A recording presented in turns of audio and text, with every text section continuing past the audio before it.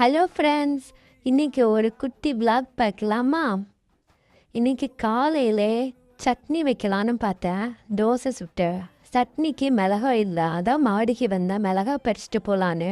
வந்த இடத்துல பார்த்தா 2 பூ அழகா கண்ணுக்கு குளிர்ச்சியாக பார்த்ததுமே பறிக்கிற மாதிரி 2 பூ நின்னதா. அதையும் பறிச்சாச்சு.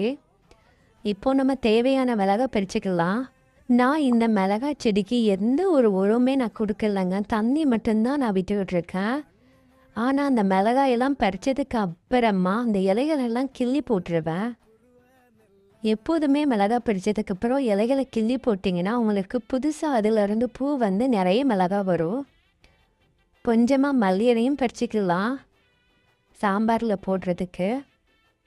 இந்த மல்லிக்கீரையுமே நான் விதை போட்டு வளர்க்கல, காம்பு நட்டி வச்சு தான் எனக்கு இந்த மல்லியலை கிடச்சிருக்கு. பாருங்கள், அதில் பூ கூட பூத்து இருக்கு. இன்னொரு பக்கெட்டில் வச்சுருக்கேன், அதை இன்னும் நல்லா வளரலை. ஒரு 2 நாள் கழித்து பறிச்சிக்கலாம்.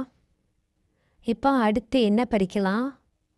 கத்திரிக்காய் செடியெல்லாம். கத்திரிக்காய் நிற்கான்னு போய் பார்ப்போம். நான் இப்போ தான் அந்த கத்திரிக்காய் செடியெல்லாம் விதை போட்டு நட்டி வச்சுருக்கேன். ஒரே ஒரு பிஞ்சு கத்திரிக்காய் கிடக்கு. ஃபஸ்ட்டு இந்த கத்திரிக்காவை பறிக்கிறேன். இதையும் பறிச்சிக்கலாம். பாருங்க எவ்வளோ ஃப்ரெஷ்ஷாக இருக்குன்னு. நான் இந்த கத்திரிக்காய் வந்து வயலட் கலரில் வரும்னு நினச்சி தான் நான் விதை வாங்கிட்டு வந்தேன். ஆனால் எனக்கு இதை வந்து க்ரீன் கலரில் கிடச்சிருக்கு. எவ்வளோ குட்டி செடியாக இருக்குன்னு பாருங்கள். இந்த செடியிலேயே கத்திரிக்காய் எனக்கு கிடச்சிருக்கு. இன்னமும் பூ நிறைய இருக்குது. இன்றைக்கான அறுவடை இதுதான். கொஞ்சமாக பிச்சு பூவும் பறிச்சுட்டு வந்திருக்கேன்.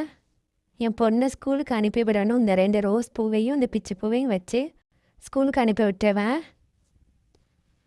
இந்த வீடியோ பிடிச்சிருந்தால் லைக் பண்ணி சப்ஸ்கிரைப் பண்ணுங்க. தேங்க்யூ ஃபார் வாட்சிங்.